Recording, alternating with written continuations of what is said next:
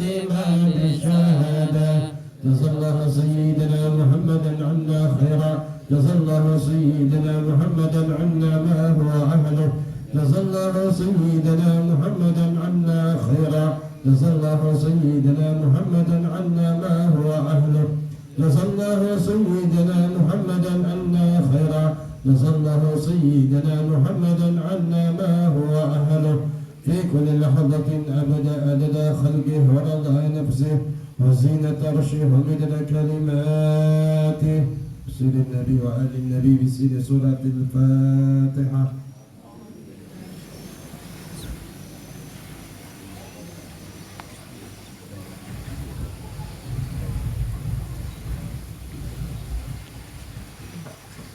بسم الله الرحمن الرحيم. السلام عليكم ورحمة الله وبركاته. الحمد لله والصلاة والسلام على رسول الله سيدنا ومولانا محمد بن عبد الله وعلى آله وصحبه ومن والاه. أما بعد نوينا التعلم والتعليم والتذكر والتذكير والنفع والانتفاع والإفادة والاستفادة والحث على التمسك بكتاب الله وسنة رسوله والدعاء إلى الهدى والضلالة على الخير ابتغاء وجه الله ومرضته وقربه وثوابه من الله تعالى. آمين يا رب العالمين. أيها المحترمون hadirin hadirat muslimin wal muslimat, wabil khusus kepada sahibul bait Bapak Dea beserta keluarga besar, mudah-mudahan kita semua yang berhadir hajat kita di dunia akhirat dikabulkan oleh Allah Subhanahu wa taala. Amin ya rabbal alamin. Ayyuhal muhtaramun, kembali kita lanjutkan pembacaan kitab Wasiatul Mustafa, hadis sampai ke berapa? 23. Ustaz Saleh bacakan kitabnya, Ustaz. Anda lagi dari buka. Aku bacakan.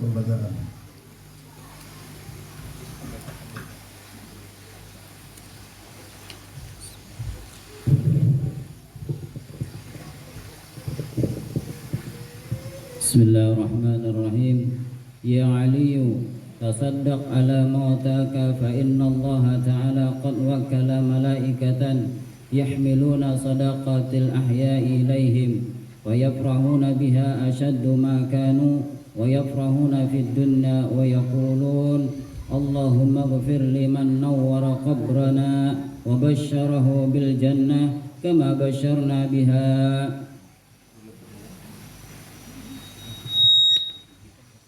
Bismillahirrahmanirrahim. Wa qala radhiyallahu an. Tadi telah kita dengarkan wasiat dari Nabi sallallahu alaihi wasallam, hadis dari Nabi masih berkenaan bab sedekah ya. Di situ Rasulullah mengatakan tadi, ya Ali, tasaddaq ala mautaka. Kata Rasulullah, bersedekahlah atas orang yang telah mati daripada keluarga kalian, kalangan kalian, kerabat kalian.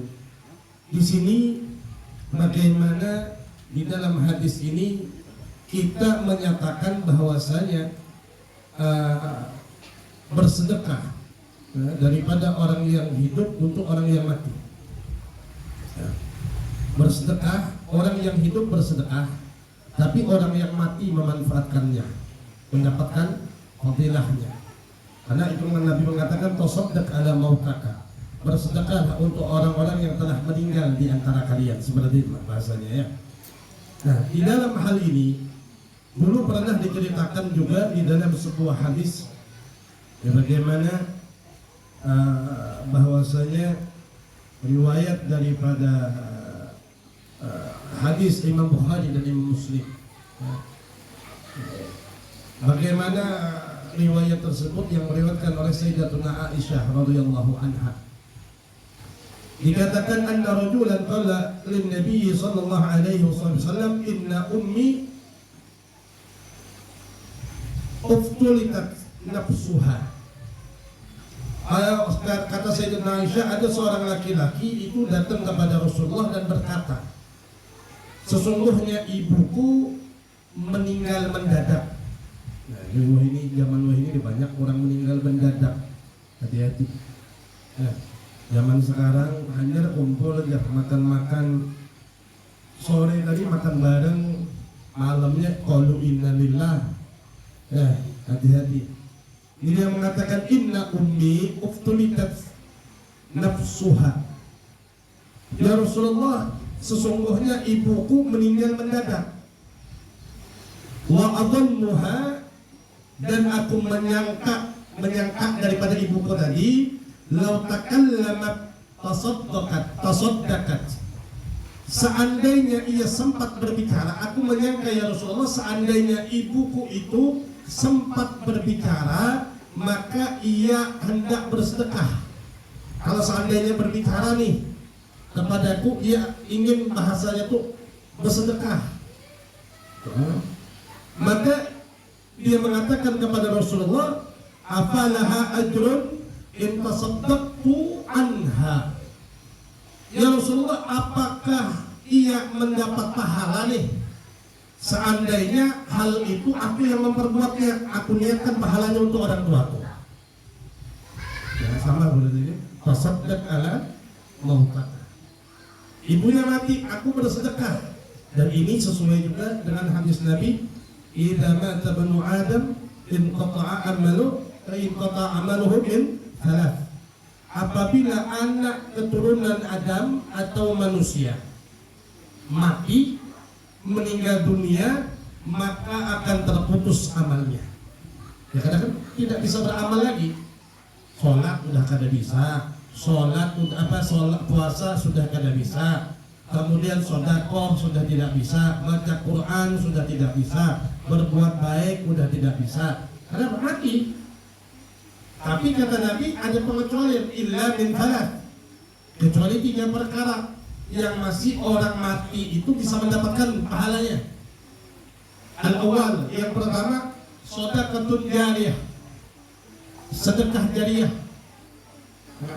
Yang kedua, ilmu yang tafa'u bih, ilmu yang bermanfaat. Sampean malam ini dapat satu hadis, diamalkan, kemudian dikasih tahu sama anak ngamalkan terus.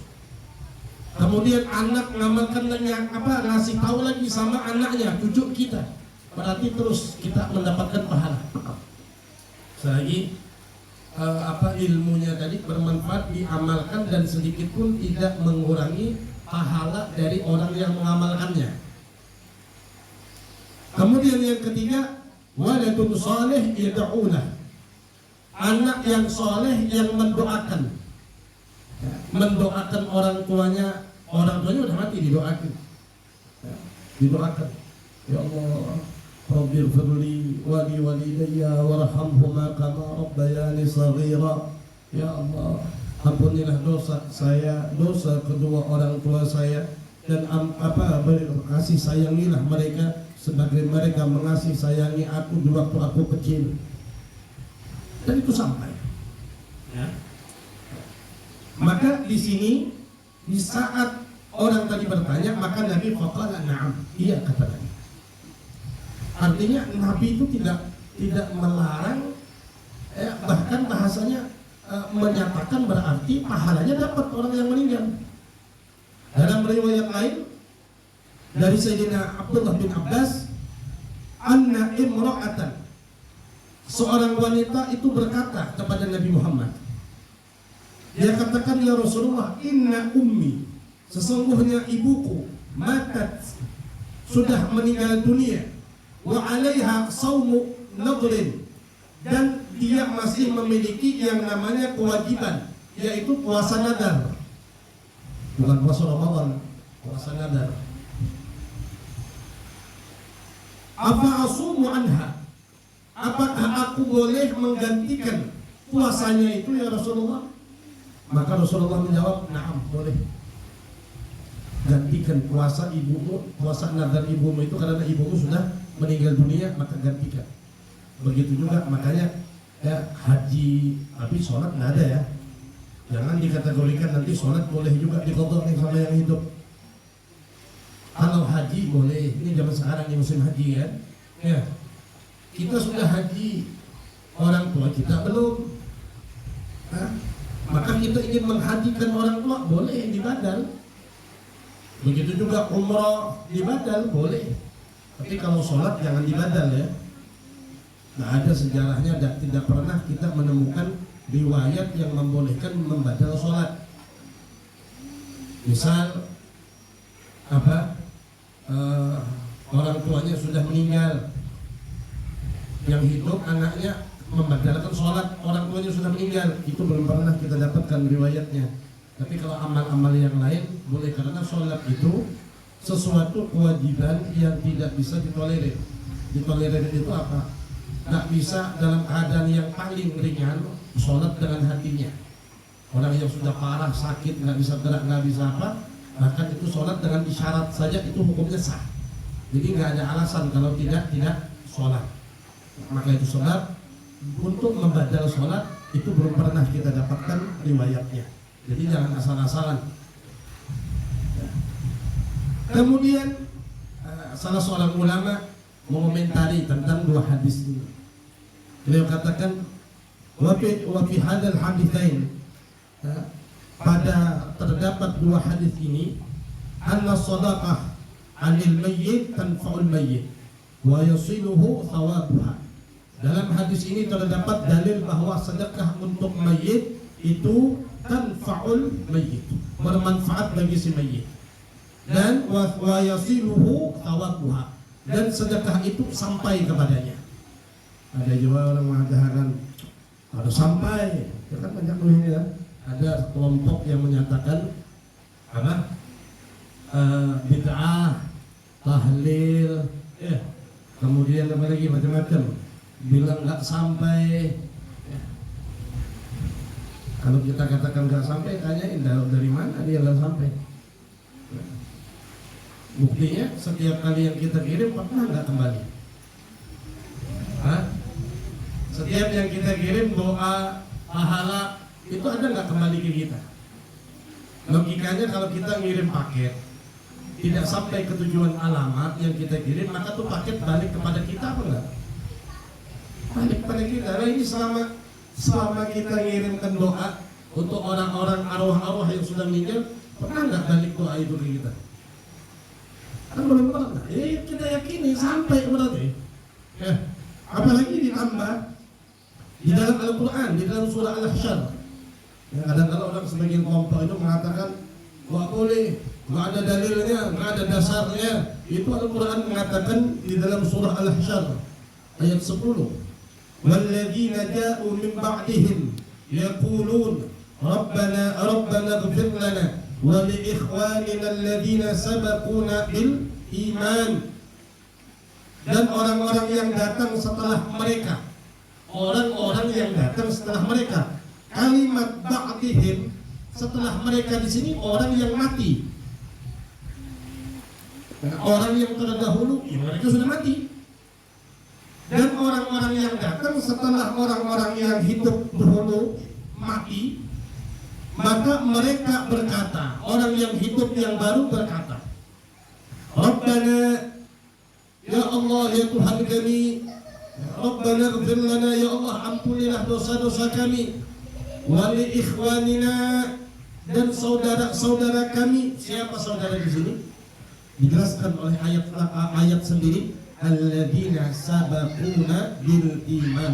Siapa yang dimaksud oleh ikhwanina, saudara-saudara kami? Yaitu adalah orang-orang yang lebih dulu beriman daripada kami. Ya orang-orang terdahulu, kan?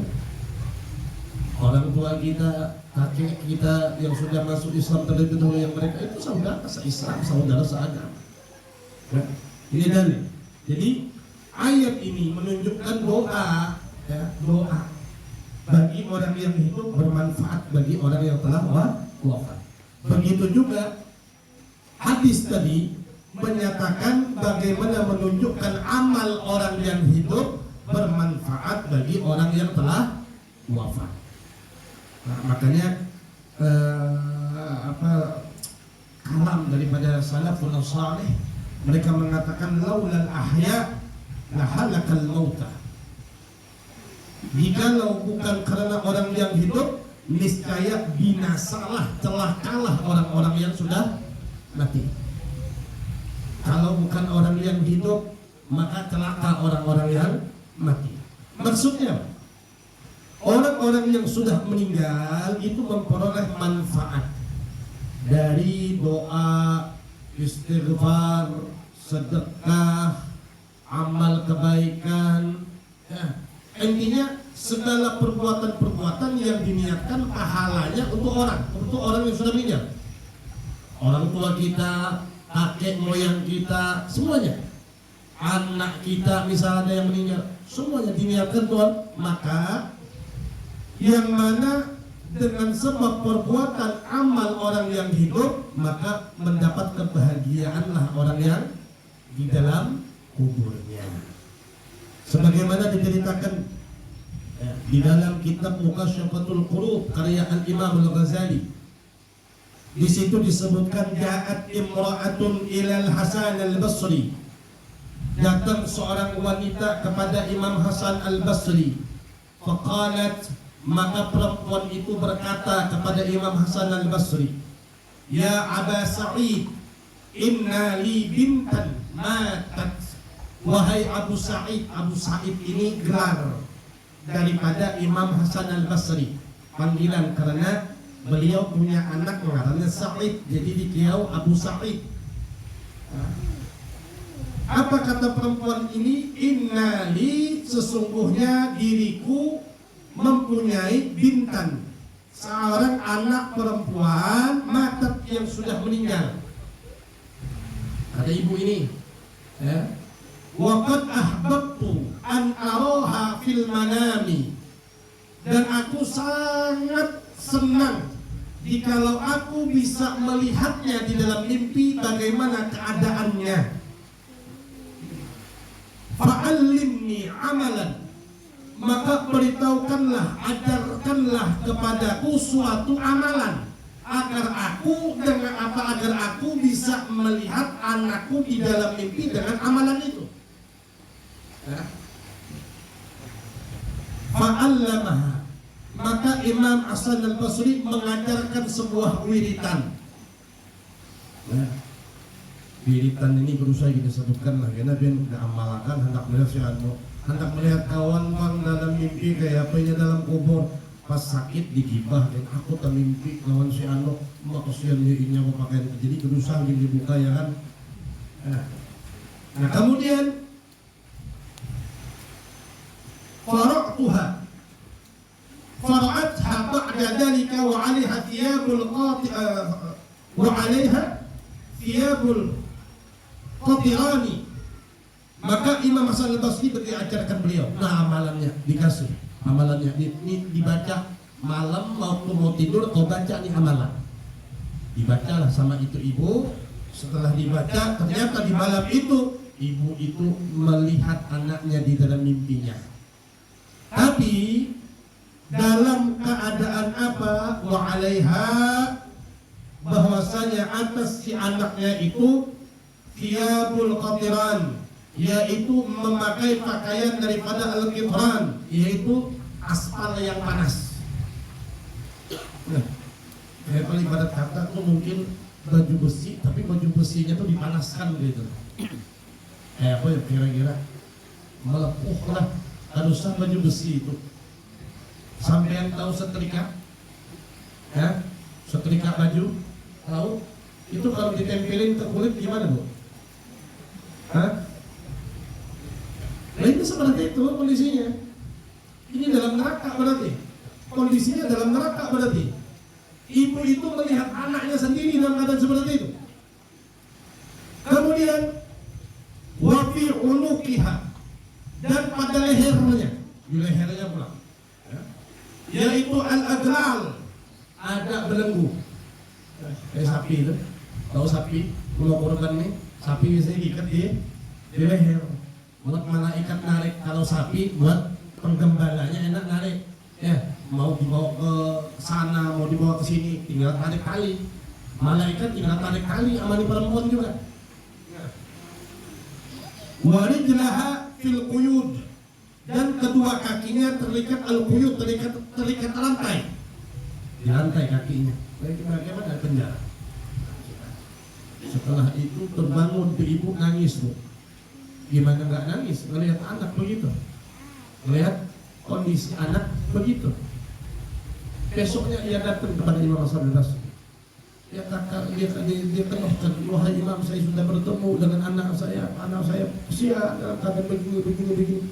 Dan ceritakan bagaimana aib itu anak oleh ibu. Ya.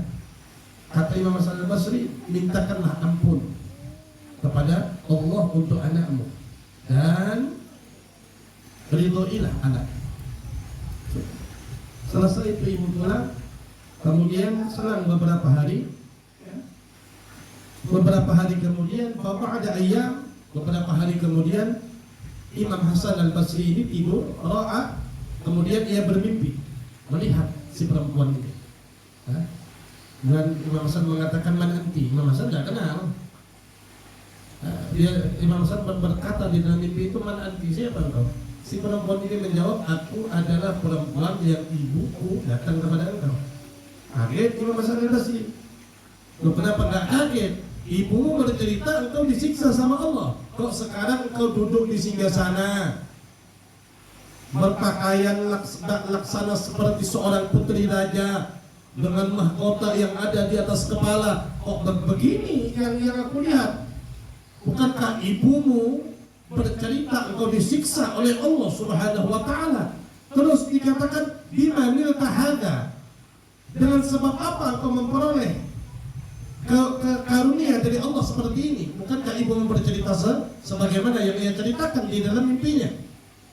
Maka faqalat, maka si perempuan ini berkata, marra bina rajulun salihun faqra'a syai'an min as-salati 'ala an-nabi sallallahu alaihi wasallam wa wahaba thawabuhu li ahli al-maqabir. Dia bilang, telah lewat seorang laki-laki soleh, kemudian ia membaca sesuatu, faqara'a syai'an, ya, ala amina salati ala nabi, dia membaca sesuatu yaitu salawat kepada Nabi. Dia bersalawat, ya. Setelah bersalawat, wahaba, ia berikan thawabahu, pahalanya, pahala salawat tadi tuh, ya. Pahala salawat tadi. Kata Nabi, man shalla alayya marratan sallallahu alaiha biha asyran. Siapa yang bersalawat kepadaku satu kali, maka Allah balas dengan 10 kali. Itu kan hadis Nabi itu. Nah, kata si pemuda ini, ya Allah, pahala salawat yang aku baca, aku hadiahkan untuk ahli kubur, di ahli maqabir, ini pekuburan muslimin, semua di pekuburan aku hadiahkan. Makanya tadi jamak kalimatnya, minal muslimina wal muslimat, dihadiahkan semua ahli kubur. Makanya sunnah bila lewat di pekuburan mengucap salam lawan mendoakan atau baca Fatihah, hadiahkan pahalanya. Yang lewat, sampai lewat di pekuburan muslimin nih, lewat, ya, maka apa? Ucapkan salam, assalamualaikum ya ahlil kubur minal muslimin wal muslimat, kemudian bacakan Fatihah, niatkan pahalanya untuk ahlil kubur. Itu sama ada tadi, karena tasaddaq ala mautaka, sedekah hadis itu pemahamannya bukan hanya duit tuh. Jadi tasaddaq di awal hadis kata Rasulullah tadi, ya Ali tasaddaq ala mautaka, bersedekahlah untuk orang-orang yang sudah meninggal di antara kalian. Kalimat di situ jangan hanya dipahami sedekah dengan duit, tapi dengan amal pun bisa. Kita mensedekahkan amal kita, pahala kita untuk orang-orang yang sudah mati. Ya. Nah, setelah itu kata si perempuan, setelah dia menghadiahkan pahala sholawat yang ia baca, ia hadiahkan kepada ahli kubur semuanya. Faghfarallahu lana wa rahimana bibarakati dzalika, maka Allah mengampuni, merahmati kami karena berkah dari pahala sholawat yang ia baca tadi. Maka itu sebab, makanya tadi dikatakan laulal ahya halakal mauta. Jikalau bukan karena orang yang hidup, celakalah orang yang mati. Terlebih lagi dalam kitab Ihya dikatakan oleh Imam Al-Ghazali, kata beliau, innal mauta fi kuburihim, sesungguhnya orang-orang yang mati di dalam kuburnya, al-ghariqi yantadiruna da'watan talhaquhum min abin aw akhin aw sadiqin, yang mana orang yang mati dalam kubur itu seperti al-ghariq, seperti orang yang tenggelam. Orang tenggelam itu minta pertolongan enggak? Ya, orang tenggelam itu minta pertolongan enggak? Minta pertolongan, karena berarti dia nggak bisa berenang. Kalau gharib, yantadiruna da'watan, yang mana diumpamakan oleh Al-Imam Al-Ghazali seperti orang yang tenggelam yang menunggu doa. Yantadiruna da'watan, yang menunggu doa. Dari siapa? Doa dari siapa? Dari orang yang hidup. Terlebih punya anak, makanya tadi waladun soleh yad'ulah, anak yang soleh yang mendoakan kepada orang tuanya. Itu yang diharap orang yang mati ini.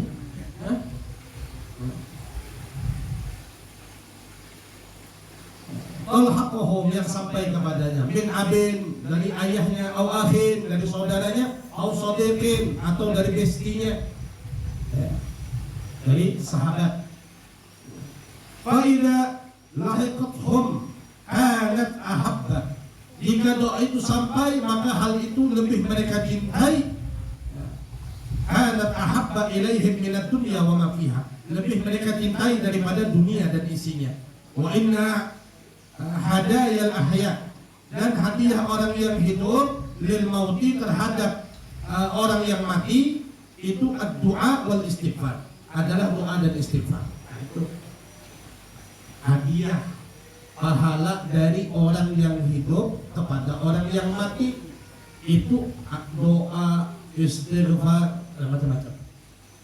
Ya, seperti itu. Dari situ disebutkan tadi apa? Fasaddaq ala mautaka fa innallaha apa?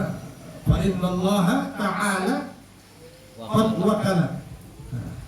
Maka sesungguhnya Allah Subhanahu wa taala sungguh telah mewakilkan kepada siapa? Malaikatan yahmiluna sadaqatil ahya ilaihim, mewakilkan kepada malaikat. Jadi gini, di saat orang hidup mengirimkan pahala kepada orang mati, maka pahala ini kurir, bahasa kita kurir aja lah. Yang tukang antar paket itu siapa? Kurir kan ya? Kurirnya itu malaikat.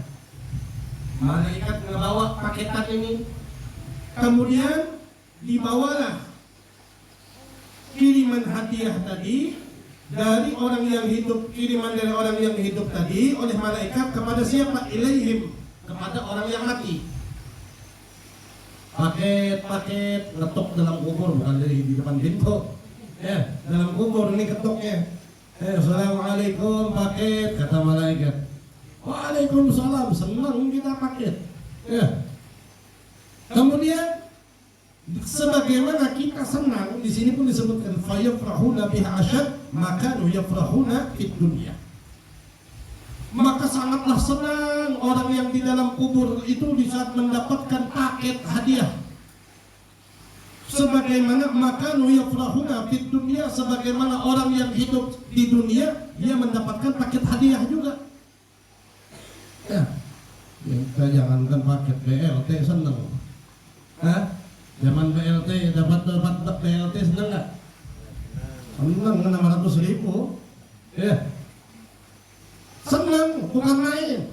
Atau begini, lu contoh anak yang soleh, sampean punya anak di gambaran, sampean punya anak kerja di luar pulau, anggaplah di Irian Jaya sana kerjanya. Ya. Kemudian tiba-tiba anak sampean mengirimkan duit, kepada sampean. Itu kira-kira senang apa enggak? Senang, deh. Duit sangat dibutuhkan buat dia. Dalam kubur itu nggak butuh duit, butuh pahala. Maka yang dikirimkan oleh anak, oleh kerabat, oleh kawan, oleh keluarga tadi, itu tadi pahala. Makanya senang orang dalam kubur mendapatkan kiriman pahala dari orang yang hidup. Sebagaimana orang yang sewaktu hidup di dunia mendapatkan kiriman barang dari kawannya juga. Maka dari itu sampai-sampai disebutkan wa yaqulun, dan mereka yang di dalam kubur berkata, mendoakan kepada orang yang mengirimi paket itu. Ya, kita kan mengirimkan paket juga nih, hadiah, doa, pahala sama orang yang mati. Nah, orang mati di saat menerima hadiah pahala dari kita yang hidup, disebutkan mereka juga berkata wa yaqulun, Allahumma apa disitu? Allahumma ighfir liman nawwara qabrana. Ya Allah, ampunilah dosa bagi orang-orang yang telah memberikan penerangan cahaya kepada kubur kami. Ya, penerangan kubur dengan apa? Dengan lampu emangnya. Nah, dipasang PLN dalam kubur gitu. Enggak. Tapi yang dimaksud doa liman nawwara qabrana, yaitu dengan cahaya apa, dengan bagi orang yang menerangi kubur kami, itu dengan kiriman pahala tadi, pahala yang dikirim. Maka mereka senang. Rumah bercahaya dulu, rumah gelap, mau kemana-mana susah, sekarang terang. Dan tidak sampai di sini. Wabasyarahu bil jannati kama basyarana biha, dan berikan kabar gembira kepada orang yang telah mengirimi kami atas pahala-pahala tadi. Kabar gembiranya apa? Yaitu surga. Sebagaimana kegembiraan kami saat ini di saat mendapatkan pahala kiriman dari mereka. Coba bayangkan dong, ya, seperti itu. Ya, maka dari itu, tasaddaq ala mu'taka, bersedekah, niatkan untuk orang-orang yang sudah meninggal, ya, terutama orang tua. Kalau orang tua sudah meninggal, utamakan mereka. Pahala kita, kebaikan kita niatkan untuk mereka. Nah, jadi kalau kita bicara amal ini semua bisa, tapi tidak di sholat jangan. Tapi ingat juga ada aturan, jangan salah paham. Ini sebentar lagi sedikit membuka. Ini korban sebentar lagi. Banyak orang yang salah. Ya. Di dalam sebuah riwayat Sayyidina Ali bin Abi Thalib, beliau mengatakan bahwasanya dhaha bi kabshain, anna Nabi sallallahu alaihi wasallam dhaha bi kabshain. Sesungguhnya Nabi itu berkorban dengan 2 ekor kambing. Ya. Kemudian ahaduhuma an nafsihi, salah satu daripada kambing tadi untuk dirinya sendiri. Wal akhar, dan satu kambing lagi amman lam yudhah min ummatihi, yaitu untuk umatnya yang tidak berkurban. Ini dalam sebuah riwayat disebutkan begitu. Hadis riwayat hadis riwayat Abu Dawud. Maka dalam sebagian riwayat disebutkan Allahumma hadza an ummati jami'an man syahida laka bitauhid wa syahida li bil balagh. Ya Allah, ini sembelihan, ini kurban untuk seluruh umatku, katanya, yang bersaksi kepada Engkau, mengesahkan Engkau, bertauhid kepada Engkau, dan bersaksi bahwa aku telah menyampaikan risalah. Para ulama menjelaskan bahwa di dalam umat yang disebut oleh Nabi, termasuk yang masih hidup dan yang sudah wafat, termasuk yang belum ada, kita. Benar? Kita belum ada. Orang yang sudah mati ada, kalau sahabat yang sudah pada saat itu. Nah, sehingga dikatakan banyak orang di zaman sekarang berkurban bagus sunnah. Kadangkala niat untuk orang tua sudah meninggal, tapi niatkan pahalanya untuk orang tua, bukan atas nama orang tua, supaya tidak salah. Kita yang berkurban itu kesunahannya bagi orang yang hidup, bukan orang yang mati. Ya, kesunahannya bagi orang yang hidup, bukan orang yang mati. Terus yang hidup melakukan ibadah pemotongan hewan kurban. Nah, setelah pemotongan tadi, sebagaimana Nabi meniatkan untuk seluruh umat, kita meniatkan untuk orang tua. Yang berkorban tetap atas nama yang punya duit.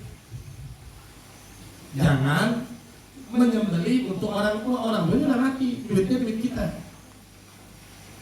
Ya, banyak orang yang keliru di situ, kasihan. Kenapa kasihan? Karena ibadah itu ada aturan, bukan asal-asalan. Ya, ibadah itu ada aturan yang telah ditetapkan, bukan asal-asalan. Yang penting kesan orang tua, iya. Tapi dalam penyembelihannya atas nama kita. Pahalanya untuk orang tua, gak ada masalah. Jangan untuk orang tua, untuk seluruh keluarga aja boleh. Ada Pak Nabi aja satu kambing untuk seluruh umat. Ya, paham ya? Maksudnya ya, seperti itu. Nah, hadirin yang dirahmati oleh Allah Subhanahu wa taala. Maka oleh sebab itu para ulama ahlu sunnah wal jamaah menyatakan bahwa menghadiahkan pahala sedekah, bacaan Quran, zikir, kurban atau lain sebagainya kepada mayit adalah perkara yang dibolehkan dan bermanfaat. Wallahu a'lam bishawab. Mudah-mudahan ada manfaatnya dan semoga Allah Subhanahu wa taala memberikan keberkahan kepada keluarga kita, kerabat kita atau kedua orang tua kita yang sudah meninggal yang berada di dalam kubur. Mudah-mudahan kuburnya dijadikan oleh Allah raudhah min riyadil jannah, taman daripada taman surga, dan semoga setiap pahala yang kita hadiahkan kepada mereka mudah-mudahan bermanfaat untuk mereka, diangkat derajat mereka di sisi Allah Subhanahu wa taala. Amin ya rabbal alamin. Kurang lebihnya mohon maaf. Wal afu minkum. Assalamualaikum warahmatullahi wabarakatuh.